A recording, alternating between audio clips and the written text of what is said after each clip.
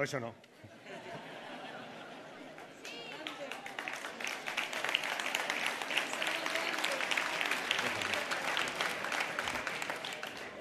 Muchas gracias.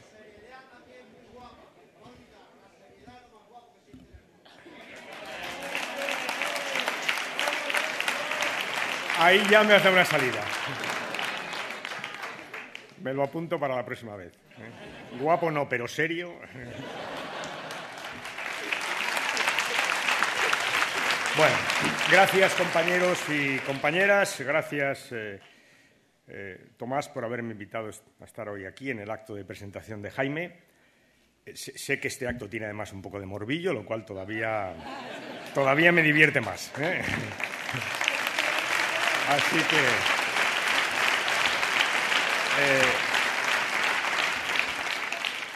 y voy a empezar entonces por el morbillo. Voy a empezar por decir que esta ha sido durante muchos años mi federación, mucho tiempo. Ahora estoy en otra por los designios del Altísimo, pero esta es la mía, y por tanto no tengo que esforzarme en explicar a muchos de los que aquí se sientan que estoy encantado de estar aquí con vosotros. No tengo que explicarlo.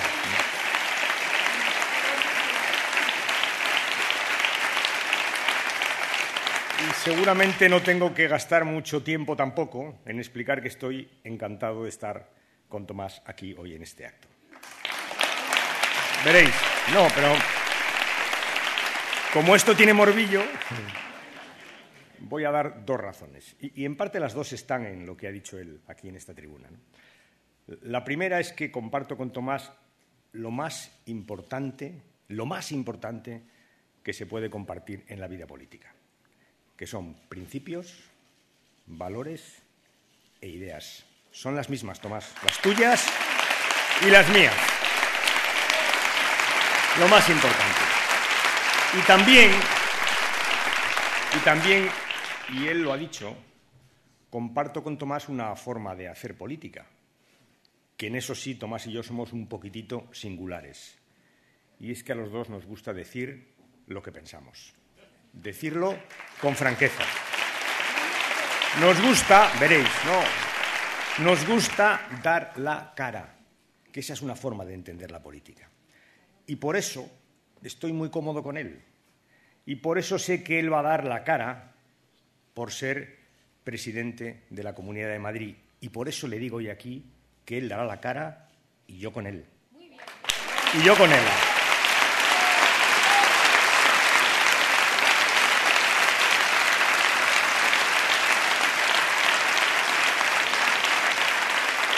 Por tanto, nos van a ver mucho juntos.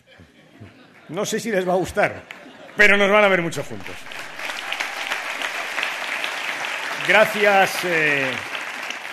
Gracias especialmente por permitirme estar aquí en este acto de presentación de mi amigo Jaime. Claro, lo que yo diga de Jaime tiene un valor relativo, ya lo sé. Ya lo sé, ya. Todos sabéis que empezamos juntos a los 7 años. No digo los años que llevamos juntos, pero son muchos.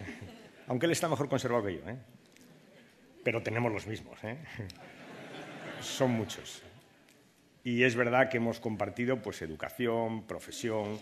Compartimos alguna cosa más que hoy no debo decir porque él es el secretario de Estado del Deporte y es neutral. Y es neutral, pero también eso lo compartimos. Es neutral.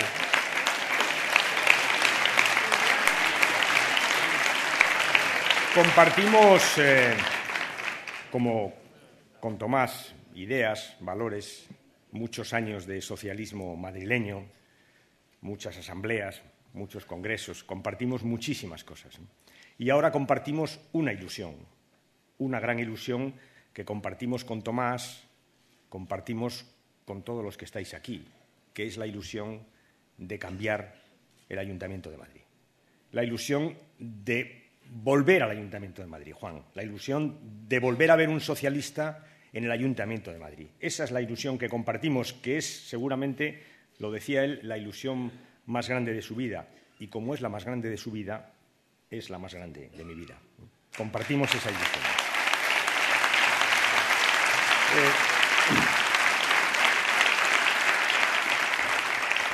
El viernes, en el Consejo de Ministros, estuvimos repasando nuestra política contra la violencia de género. Sabéis que ha sido un objetivo de nuestra política, es la primera ley que aprobamos, la recordáis, ¿no? Porque es verdad que no me extiendo sobre el drama, que lo conocéis todos. Y es cierto que hay un indicador de esa política especialmente llamativo, especialmente dramático y doloroso, que es el de las personas, las mujeres asesinadas, ¿no? Y es cierto que este año las cosas no van muy bien, hay más que el año pasado, vamos a volver a una cifra seguramente cercana a la de hace 2 años y probablemente de esa cifra nazca la sensación de que no estamos haciendo bien las cosas. Y nos esforzamos el otro día por decirle a los ciudadanos que no es verdad, que estamos haciendo bien las cosas, no solo nosotros, debo decirlo, todos, las administraciones públicas, los ayuntamientos, las comunidades, las asociaciones.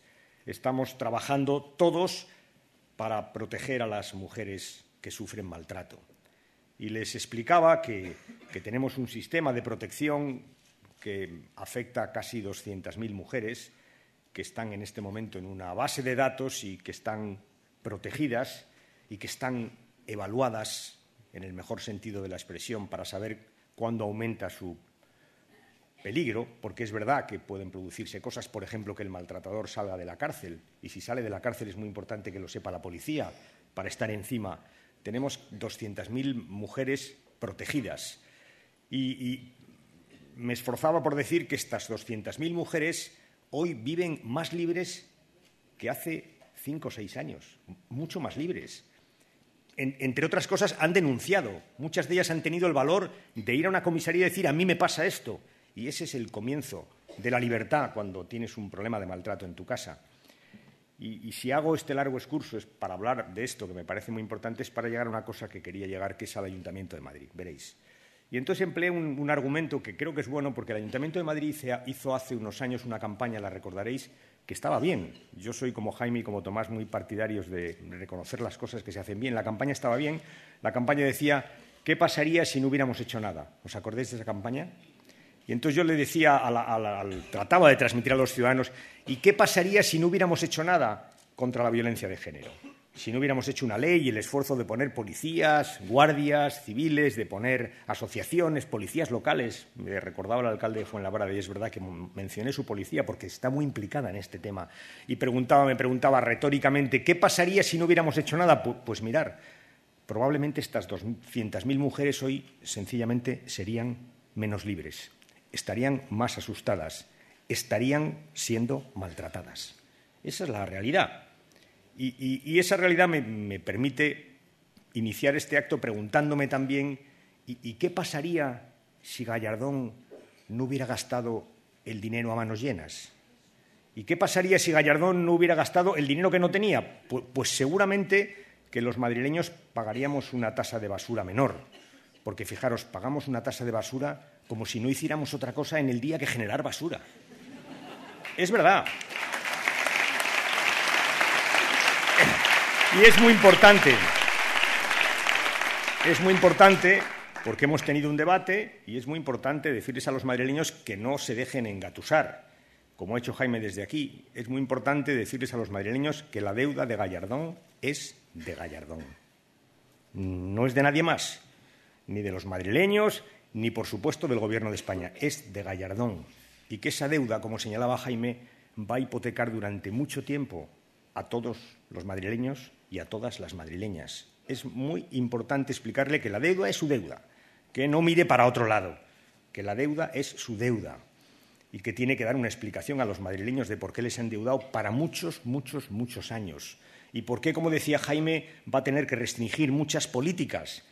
Eso es lo que les tiene que explicar a los madrileños, además de hacer campañas publicitarias, algunas de las cuales, por cierto, son buenas. Son buenas. En fin, Jaime, que ahí estamos. Es la batalla que más te ilusiona y es la batalla que más me ilusiona y ya sabes, también me veréis mucho con Jaime y nos veréis muchos a los tres. No sé si vamos a ser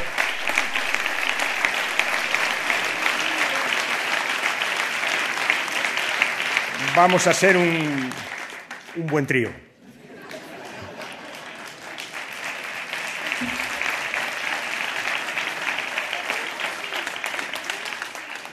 Dar la cara. Dar la cara es lo que decía que nos une a Tomás y a mí y es lo más importante. Y sabéis, porque me habéis oído hablar mucho, que soy un partidario decidido, como demócrata que soy, de dar la cara, de explicar lo que hacemos. Ese es el ejercicio de la política, ¿no?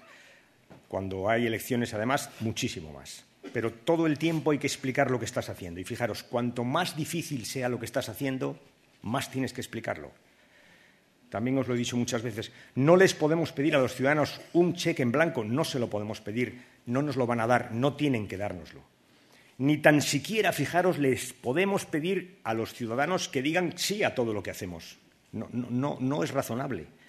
Pero lo que no podemos dejar de hacer, a lo que no podemos renunciar nunca, es a que comprendan por qué lo hacemos, a que comprendan por qué hacemos las cosas, a que comprendan nuestras razones. Hay que dar la cara. Y ahora, cuando las cosas están mal, cuando hay una crisis económica que está golpeando, como se ha señalado desde esta tribuna, lo ha hecho muy bien Tomás, a mucha gente que, por cierto, poco tiene que ver con la crisis, ahora es cuando hay que dar la cara y explicarlo, y explicar una y otra vez nuestras razones, una y otra vez. Y por eso me vais a permitir que hoy aproveche este acto para explicarlo una vez más. Y me vais a permitir que os pida de entrada en este acto que si las razones que os damos os parecen válidas, nos ayudéis a explicarlas. Porque, sabéis, los socialistas sabemos muy bien lo que es hacer trabajo de calle. Y sabemos que nunca nos han regalado nada, nunca. Lo que somos nos lo debemos a nosotros mismos. Sabemos muy bien la importancia de tener un partido que explica y explica y explica y da la cara. Os pido que deis la cara porque estamos haciendo lo que tenemos que hacer con convicción y con determinación. Con convicción y con determinación. Y es verdad que vivimos una crisis que alguien diría es que no es la nuestra. Y es verdad que la voracidad de unos cuantos ha llevado al desastre a muchos que nada tienen que ver con esa voracidad, que están pagando justos por pecadores. Es completamente cierto, pero fijaros, estamos gobernando y nos tenemos que hacer cargo de la crisis. Nosotros nos tenemos que hacer cargo de la crisis. Y es verdad que la crisis tiene un origen internacional, tiene un origen financiero, todo eso es cierto. Y es verdad que tenemos que estar allá donde se está decidiendo el futuro del mundo. Por eso es tan importante ir al G20 y a las reuniones de Europa. Por eso es tan importante, como reclamaba Tomás desde aquí, que Europa sea fuerte. Tenemos que estar sentados con fuerza donde se va a decidir el futuro del mundo, entre otras cosas para cambiar una regla, una regla que pesa sobre nosotros desde hace muchísimo tiempo, según la cual los beneficios se privatizan y las pérdidas se socializan. Y es verdad, tenemos que cambiar esa regla. Tenemos que cambiar y para eso hay que estar ahí. Y para eso hay que admitir que de esta crisis no vamos a salir solos, que tenemos que salir todos juntos, en España. Ayuntamientos, comunidades, Gobierno de España, España con Europa y Europa con el mundo, que no vamos a salir solos. Por eso hemos puesto en marcha unas políticas que de alguna forma son comunes. Una parte de las políticas las estamos haciendo todos juntos, los europeos, los norteamericanos, todos los países que estamos en crisis. Y por eso hemos puesto en marcha con convicción y con determinación una política de austeridad. Porque es cierto, también lo decía Tomás, hace un año, cuando la economía se fue para abajo, cuando caíamos y caíamos y caíamos todos los países del mundo, tuvimos que recurrir a lo que siempre se recurre cuando la economía cae y las empresas privadas no invierten, al esfuerzo público. Hicimos un plan, ¿os acordáis? El plan E, que ha permitido que los ayuntamientos mantengan la inversión y que las empresas mantengan el empleo. Hicimos ese plan para frenar la caída de una economía que sencillamente se nos iba de las manos. Hicimos un esfuerzo público enorme y nos tuvimos que endeudar. Y nos tuvimos que endeudar para parar la caída de la economía porque no había esfuerzo privado, porque el sistema financiero había colapsado y no había crédito.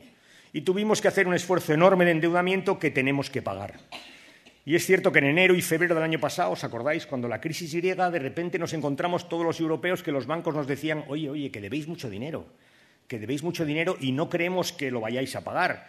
Y cuando un banco cree que no le vas a pagar, ¿sabéis lo que hace? Sube los tipos de interés. Y esto de los tipos de interés es en el Estado como en las familias. Si te suben y te suben y te suben, llega un día que no tienes más que para pagar los tipos de interés. Y al final todo lo que tienes te lo tienes que gastar en pagar los tipos de interés. Y tuvimos que decirles a los bancos, no, somos gente seria, vamos a pagar. Y para ello lo que tuvimos que hacer es adelantar los pagos. Os íbamos a pagar en 3 años, os vamos a pagar en año y medio. Y tuvimos que hacer un ejercicio de austeridad. Esa es la verdad, con convicción y con determinación. Pero tenemos que decirles a los ciudadanos que esa austeridad de hoy son las políticas sociales de mañana. Que si no paramos hoy,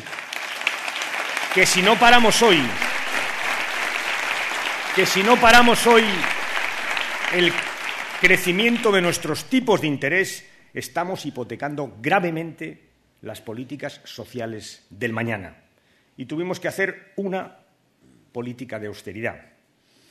Y además nos dimos cuenta, y también se ha dicho desde esta tribuna, que esta crisis va a cambiar muchas cosas, que no vamos a hacer lo que hicimos, que no es verdad. Ni siquiera lo que hacemos lo vamos a hacer como lo hacemos, que tenemos que cambiar el modelo económico, que lo va a cambiar el mundo y que tienes que adaptarse a ese cambio, porque en una economía global o estás en eso o corres el riesgo de quedarte fuera. Y, por tanto, tuvimos que poner en marcha reformas económicas para salir de la crisis y, sobre todo, fijaros, para que cuando la crisis desaparezca, que desaparecerá, nos pille en forma. Tuvimos que hacer y tenemos que hacer y vamos a hacer reformas económicas para garantizar que cuando la economía empiece a crecer podamos competir en una economía globalizada. Esas son las reformas. No son algo que tenemos que hacer, es algo que necesariamente no es algo que no tenemos que hacer. A veces se dice, no, las reformas os las imponen. No nos imponen las reformas. Las reformas las tenemos que hacer porque sabemos que cuando la crisis acabe tenemos que estar preparados para la nueva sociedad, para la nueva economía. La nueva economía, se ha dicho también aquí, es educación, educación y educación. Esa es la nueva economía. Y, por tanto, la reforma más importante es la educativa. Y la siguiente es la de la ciencia y la tecnología, porque la nueva economía es conocimiento y conocimiento y conocimiento. Y hoy todo el mundo sabe que seremos, dentro de 10 años, seremos tanto cuanto hayamos sido capaces de educar a nuestros niños, a nuestros jóvenes y a nuestros trabajadores. Esa es la gran reforma que tenemos que hacer. Tenemos que hacer reformas en el sistema financiero y las estamos haciendo, porque, compañeros y compañeras, vivimos en una economía, la que vivimos, en la que el sistema financiero es el corazón de la economía. Los bancos prestan para que los empresarios inviertan y de esa inversión crezca el empleo. Esa es la economía y tenemos que tener un sistema financiero saneado, controlado y saneado. Y tenemos que hacer, y estamos haciendo reformas en el sistema financiero, y estamos haciendo reformas laborales. Y hay que explicarlas una y otra vez. Estamos haciendo reformas laborales porque hay cosas en nuestro sistema laboral, y aquí está un ministro que lo sabe todo, sobre eso y sobre más. Estamos haciendo reformas porque es verdad que tenemos un sistema laboral que tiene déficit, que tiene problemas. Fijaros, hay un dato que a mí me gusta mencionar mucho en estos actos, donde trato de explicar lo que hacemos. La economía mundial cayó mucho en el año 2009, la economía europea mucho más. La alemana cayó extraordinariamente, la nuestra mucho menos que la alemana. Y, sin embargo, nosotros perdimos mucho más puestos de trabajo que los alemanes. ¿Y por qué razón? Si Alemania cae mucho más en la economía y además son más grandes, pierden menos puestos de trabajo que nosotros. Pues muy sencillo, porque tienen mecanismos de adaptación internos de las empresas que les permite hacer frente a estas situaciones. Porque cuando en una empresa van las cosas mal dadas, vas a números rojos, tienes dos posibilidades. Una es echar gente, que es lo que hace España, y otra es repartir el trabajo, que es lo que hace Alemania. La gente trabaja un poco menos y la seguridad social compensa las horas que dejan de trabajar. Y comparten menos trabajo, pero mantienen el empleo. Y es muy importante porque cuando la empresa sigue adelante tiene los mismos trabajadores que ya están formados, que tienen experiencia, que son productivos. Es muy importante establecer estos mecanismos de flexibilidad interna. Eso estamos haciendo. Como es muy importante combatir la precariedad en el empleo. Fijaros, porque para la gente es tremendo, para los jóvenes que no saben cuánto tiempo van a estar en unas empresas, cuánto van a tener que cambiar de trabajo en un año, eso es tremendo. Pero también lo es para nuestro futuro, porque os he dicho, el futuro será educación. Y para que un empresario invierta en formación hace falta que tenga un empleo fijo, porque si tiene un empleado al que va a despedir en 6 meses, no va a gastar nada en formación. ¿Para qué? Y, por tanto, que haya empleo fijo es justicia para quienes sufren en este momento el empleo temporal, que son los jóvenes, pero también es una reforma necesaria para nuestro futuro, porque es en el empleo donde la gente tiene también que formarse para esa economía del conocimiento. Hemos hecho una reforma laboral para todo eso, que es verdad que tiene temas duros de explicar, pero tenemos, compañeros y compañeras, que dar la cara y decir que la hemos hecho con convicciones y con determinación. Y tenemos que abordar la reforma de las pensiones. Y ya sé que este es un tema también complicado, pero es bastante fácil de entender lo que nos está pasando. El sistema de pensiones actual es del año 85, se diseñó entonces, lo diseñamos los socialistas, por cierto, sobre esto volveré luego, el 85. En el 85 la gente vivía 10 años después de jubilarse, ahora vive 20. Pues es bastante evidente que un sistema pensado para que la gente viva 10 años después de jubilarse, es decir, para pagarle a la gente 10 años de sueldo después o de pensión después de jubilarse, no puede ser el mismo que un sistema en donde la gente vive exactamente el doble. Es bastante evidente que hay que hacer reformas y las tenemos que hacer nosotros. Y tenemos que recordar una y otra vez que en el 85 hicimos una reforma del sistema de pensiones, ¿os acordáis? Aquí hay muchos que la hicieron conmigo y la hicimos solos. Solos. No hubo nadie que la apoyara, nadie, ni siquiera la gente más cercana, nadie. Hoy todo el mundo dice que tenemos el mejor sistema de pensiones del mundo y todo el mundo se agarra a él y dice que es fantástico. Pues bien, ese es el nuestro, ese es el que combatieron ellos, ese es el que hicieron solos. Y os digo, no hay mejor arquitecto para reformar una casa que el que la diseñó. No hay mejor arquitecto. Ese es. Tenemos que hacerlo. Tenemos que hacerlo no para garantizar las pensiones de mañana ni de pasado mañana, sino para garantizar las pensiones de dentro de 15 o de 20 años. Como en el 85 hicimos una reforma que hoy nos permite decir a los pensionistas que tienen un sistema sólido, que no tienen nada que temer. Con la misma intención, con la misma determinación y con las mismas convicciones, tenemos que hacer una reforma del sistema de pensiones. Tenemos que reformar, compañeros y compañeras, para que cuando la crisis se vaya, nos encuentre en plena forma. Y eso es lo que estamos haciendo en estos momentos. Pero hemos hecho alguna cosa más, con la misma convicción y con la misma determinación. Y seguramente aquí no todos los países de Europa han hecho lo mismo. Hemos mantenido la cohesión social. Hemos mantenido los gastos sociales en educación y en sanidad. Es verdad, luego hablaré de algunas comunidades que no han hecho lo mismo. Hemos mantenido y hemos crecido en el sistema de becas, hemos mantenido las ayudas a la dependencia, nos estamos gastando mucho dinero en desempleo. ¿Sabéis por qué? Muchísimo dinero en cobertura de desempleo, porque los desempleados, esos que han perdido el trabajo, esos no tienen nada que ver con lo que ha pasado. Esos se han encantado con una crisis que no era la suya. Ellos trabajaban y unos que estaban por ahí especulando les han llevado a perder el trabajo. Por eso, por razones de justicia, estamos manteniendo una tasa de cobertura como nunca ha tenido España y como no existe en ningún país de Europa, el 80%. Y lo vamos a seguir haciendo. Y lo vamos a seguir haciendo. Con convicción y con determinación. Hemos mantenido y mantendremos la cohesión social en nuestro país. Y cabe preguntarse en estos actos de explicación, de dar la cara, ¿qué hacen ellos? ¿Qué hace el de la tumbona? ¿Qué hace la derecha? Cabe. Lee encuestas todo el día, sin parar. Y por cierto, ha establecido una nueva categoría en las encuestas. Veréis, la categoría es una encuesta. Te preguntan, ¿está usted de acuerdo con sí, no sabe, no contesta, ¿verdad? Hay una nueva, es sabe, pero no contesta. Es la del PP. Es la del PP.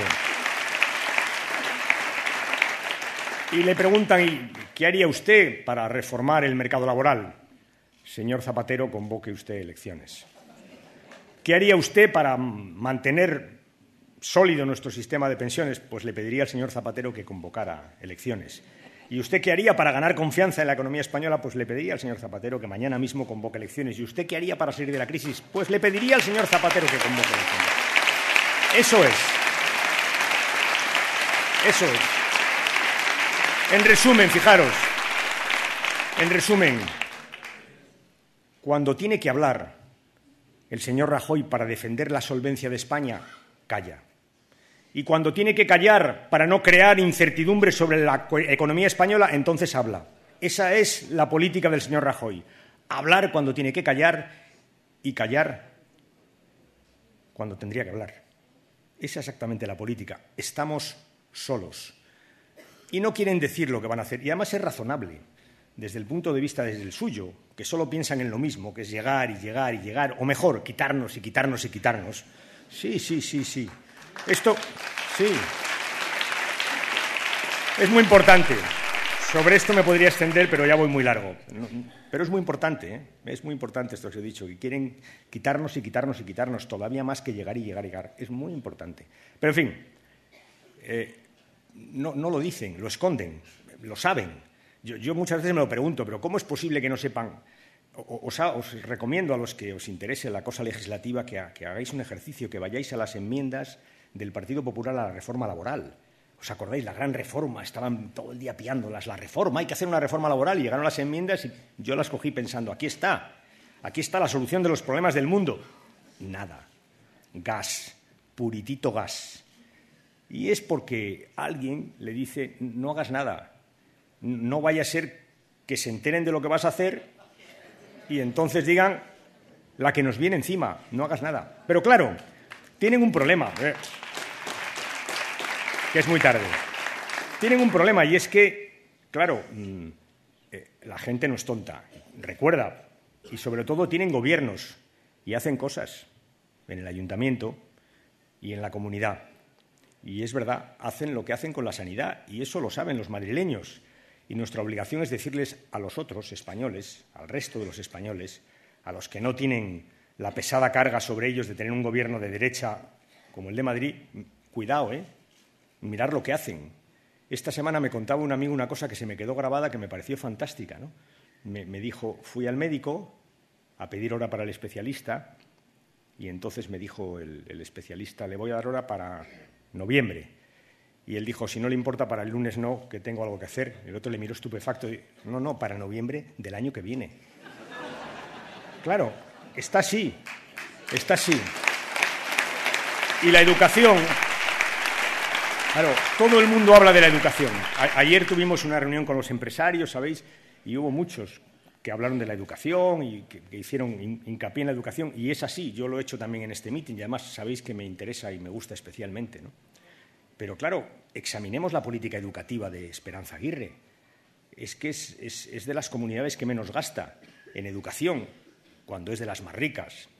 Es la comunidad que tiene la tasa más baja de formación profesional de grado medio, cuando todo el mundo se llena la boca de decir, y con razón, que la formación profesional es clave para el futuro.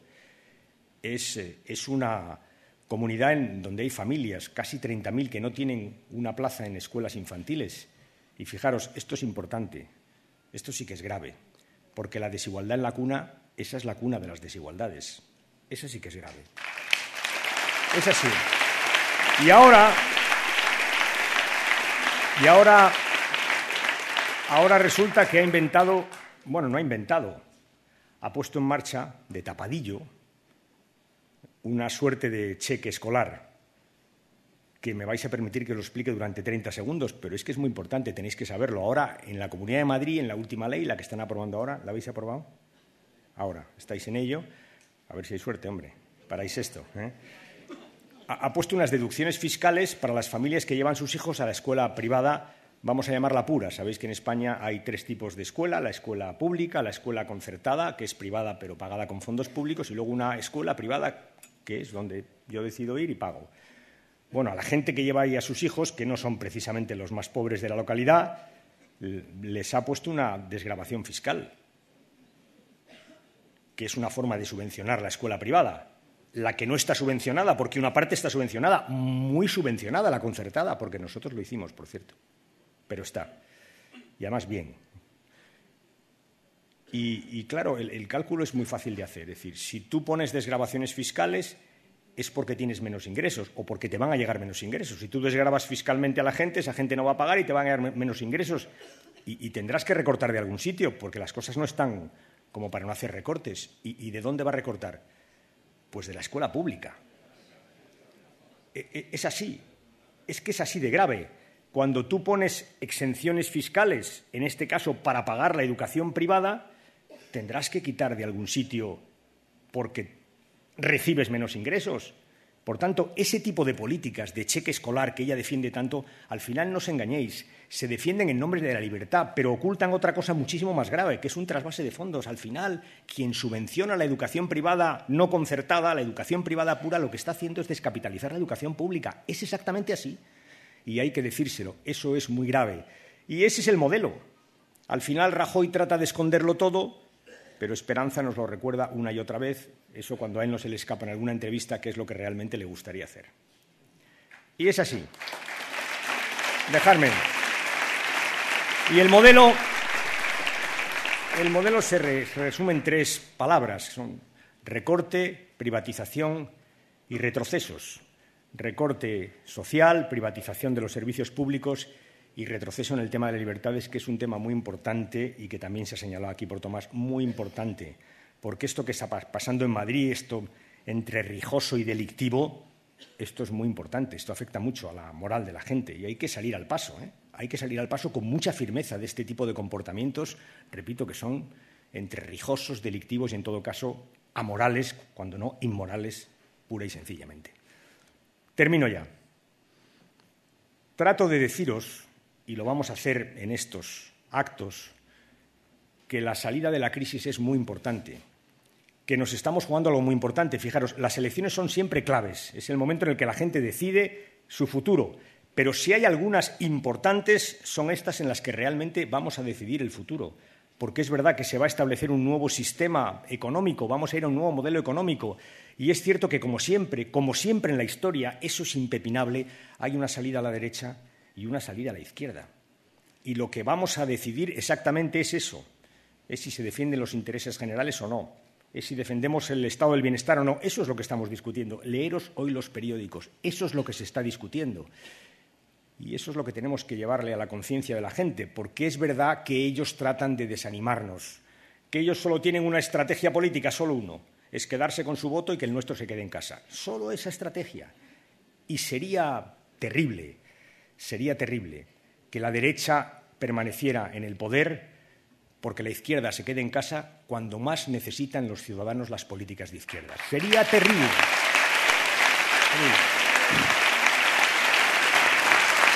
Y